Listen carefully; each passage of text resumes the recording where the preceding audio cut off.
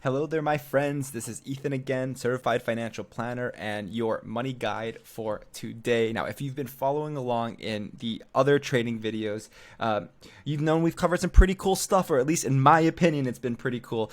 We looked at really starting with the end in mind. So we gave you some frameworks and ways to conceptualize what it means to be financially independent, financially free, financially retired. We looked at planning rules of thumb called the rule of 300 to help you predict how much you will need in your investment account to generate a desired amount of monthly income. We then moved on to the core formulas and frameworks that are going to drive your results, which is your savings rate and time, money, and rate of return. We then did an exercise of clarity versus where you are now versus your future self, and if you are on the right trajectory, and when is the best time to actually jump lanes or change your trajectory. In our fourth video, we covered the actual system, or an example of a system that is a clear, simple, and automated money management system that you can use as an example to contextualize what I mean when I talk about having a money management system. So with that being said, I hope you guys find it super valuable. And in today's training, I want to be covering the 7 steps that you can be taking to create your money management system.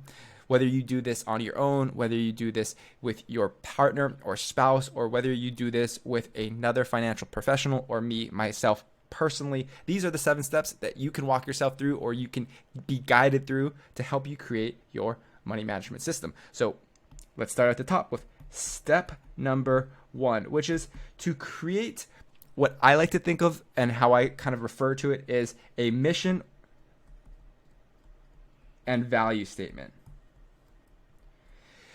Just like a business will create a mission and value statement for the purpose and the intent of the business that they are in, I believe you as an individual should be running your personal finances like a business, and therefore you need to have a mission and value statement in place. This is because the things that you need to delay gratification on, not being able to spend dollars today to pay your future self, is going to take discipline. It's not the easiest thing in the world to do. And so to inspire yourselves to do it, you need to be crystal clear on the intent and the purpose, the mission behind what you are doing with your money, the system that you're creating. And ultimately, that purpose needs to be tied to something that is a high value belief of yours. So let's say the mission is to create financial independence for you, yourself, and your family. The value needs to be why. What does that allow you to do? Why is it going to inspire you to create financial independence? Is this because you can give to charity? Is this because you can spend time doing XYZ that is important to you? Right? Is this so you can train and teach and show your children what it means to be fiscally responsible, so they can have unlimited options and they can create a life for themselves and their future families that is financially literate and have the ability to achieve financial freedom? Now, these mission statements and value statements can be vast, but ultimately it's answering the question, what about money is important to you? And I really want you to think deeply about that statement. What about money is important to you? And take a few minutes to literally write out a mission statement and tie it to 3 to 5 core values. So your mission statement could be 3 to 5 sentences long, and you want to tie it to 3 to 5 of the core values that you believe as a family. And these are the values that you would want to instill in your children. These are the values that you would want to see in some of your best friends or your spouse. Like, these are the core values, life values, that you believe are the most important. They need to be tied directly to a mission statement, so we are very, very clear about the purpose of having a money management system and what money does for you. And the next step, once we have actually defined our mission and value statement, the next step is to gather all the data. You need to put together all the different things in your life. Now, this could be, what's your income? So it's gathering pay stubs or 1099s.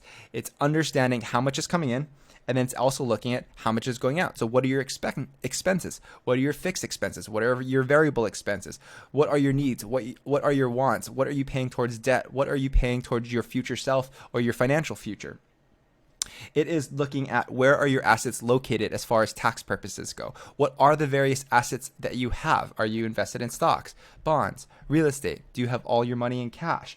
It's gathering everything that's your financial world and putting it together in a way that allows you to look at it as one big piece, and not just looking at my debt and not just looking at my cash savings and not just looking at my retirement account, but in a way that allows you to make very holistic decisions and gives you a pulse check on your overall financial vitals. Now, one of the worksheets included in this training is a snapshot, and this is a worksheet that you can use to help you gather and understand some of this financial data that I'm talking about. Personally, with my clients, we use a very sophisticated software to help us gather the data, to help us do the calculations, to help us aggregate all this information in real time. But because you probably don't have access to the software, and most times this financial planning software is only really available to financial planners and or their clients, then this one-page kind of financial summary that is included in the downloadable section of this course could be a very good way for you to do this manually or by hand, and can give you a clear snapshot of what you have, where it's located, cash flows, a place to record your mission and value statements, a place to take notes. It's a very useful document that you can use as a working document to continue to make good and smart and empowered financial decisions for yourself. So step number 3 is going to be to analyze all this data.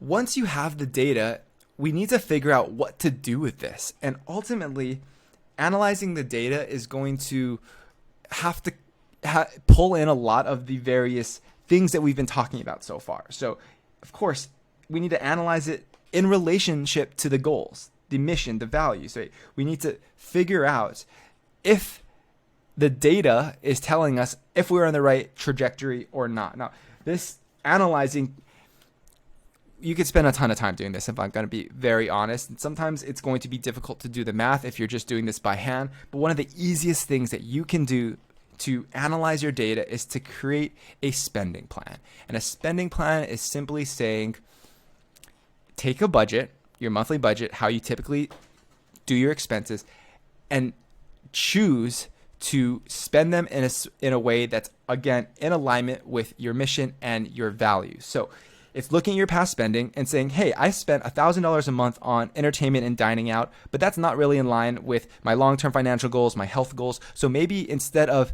budgeting for that, let's budget and create a spending plan to say, spend $600 a month. And I can take that extra $400 a month and apply it to other areas of my life that are more important, that are more meaningful, and that are going to actually drive more long-term happiness for me or for you and the family. Now, you can analyze how well you are tracking your retirement goals, your educational goals. You can analyze your tax rates. You can analyze a ton of different various aspects of your financial plan.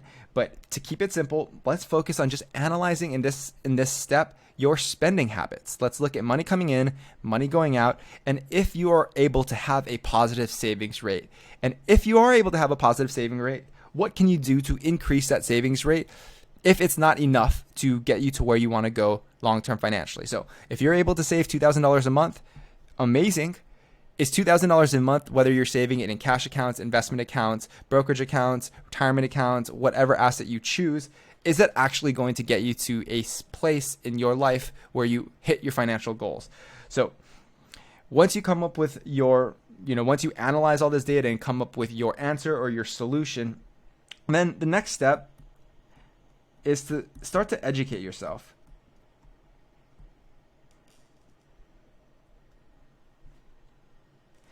This is educating yourself on what your options are, what the various accounts can do, what does it mean to invest, how do you invest in stocks or bonds or pooled investments, the difference between ETFs and index funds, or how mutual funds work.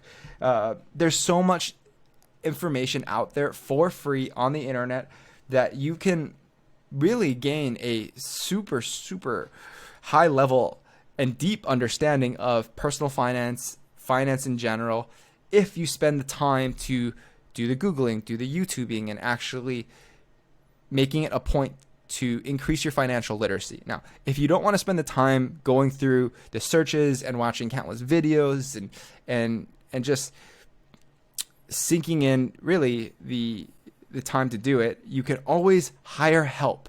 And hiring help is going to be people like me or a financial counselor or a mentor, and using their life experience and what they understand to learn what you need to learn, but in a way that is a much quicker approach that will shorten the amount of time it takes for you to learn it. But this usually comes with a cost. There's money to pay for help. So you make your decision. If you want to get self-educated, do it for free online. It's available to you. If you want to pay for help to save yourself time and headache and stress, then that's an option too. But you need to be able to make smart and empowered money decisions, and that is rooted in education.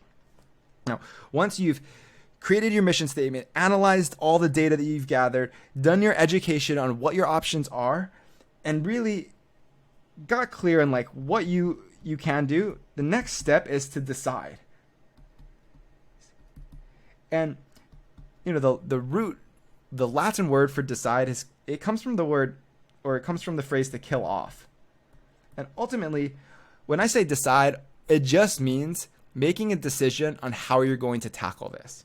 If you want to play it out for another 10 or 15 years, I want you to think, if you don't change anything about your situation, the way you're functioning, the things that you were thinking, and you continue with status quo, how different is your life going to be, right? Think back the last 5 years. Have you made the forward progression with your personal finances that you want to? Are you stagnant? Have you regressed? Have you gotten into debt? Have things gotten worse for you? And then I want you to forward think another 5, 10, 15 years in the future. And if you decide to do nothing, is essentially a choice in and of itself. Is it going to lead you to the destination that you want? Right? If it's not going to lead you to the destination that you want, then you need to make the decision to change your course of action. Now, whatever this decision could be investing more, it could be saving more, it could be applying dollars towards debt, it could be piecing together your financial management team, whether it's a tax preparer, an accountant, an estate planner, an investment advisor, a financial planner, or whoever's on your team. You need to make that conscious decision and start taking action to move the needle forward. Now, the point here isn't to say this is the perfect solution for all the issues and problems that you'll face now and face in the future when it comes to your money. The question is, does this get me closer to my financial goals? Does it just get me one step closer? So if you decide to, let's say, prioritize retirement because you never really thought about it before, what are the accounts available that you can open? Is it a 401k? Is it an IRA? Is it a SEP? What's available? And then can you decide to do it, to come up with a plan and stick to it? Whatever that needs to be, you need to make that decision and press forward with it. Now, after you made the decision,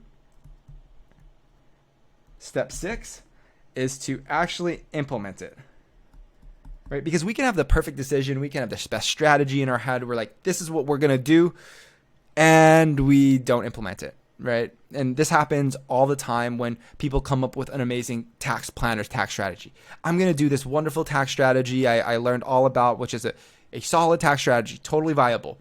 And it doesn't get reported on their tax filings the correct way. So therefore, they may have taken all the steps to implement the strategy, but they didn't report it, right? So it doesn't actually happen. You could come up with the best investment strategy for your retirement account. You could come down to the exact asset allocation that you're going to choose that you think is going to be a sound and solid decision for you. And then when you open up your retirement account, you click a few buttons, you don't put it into the right account, or you just fund your account and you actually forget to allocate the cash in there. There's all these different tripwires that make the actual implementation of things much more difficult than you would think, but you need to implement it, and you need to implement it properly. And then after it's implemented, the final step here is to continue to stay on top of it. So it's monitor. I mean, the reality is your financial situation is going to change. You're going to achieve some goals. You're going to have setbacks that you weren't planning on. You may get married, you may get divorced, you may have kids, they may go to college, they may leave the house. There's just so much that happens in life, and almost every major event in life has some type of financial component change tied to it. So understanding how those events are shaping your financial plan and being able to monitor and adjust your plan accordingly based on the things that are happening in your life. So these are the 7 steps that you can walk yourself through. We need to get very clear on the end destination. What's the mission? What's the mission? What are the values that support the mission? We need to gather our data. We need to analyze that data. We need to educate ourselves on the options available to us. Then we need to decide on what options we're going to take action against. We're going to kill off one of the paths that we either on or deciding to not pursue, but we need to make a decision, and then we need to start taking action by implementing it properly and staying on top of what's going on so you can tweak your plan according to the changes that you are seeing in your life. So these are the 7 steps to developing your own financial plan that's clear, simple, and automated. And it's something that you can walk yourself through, or you can use as a framework if you're working with another financial professional to help you with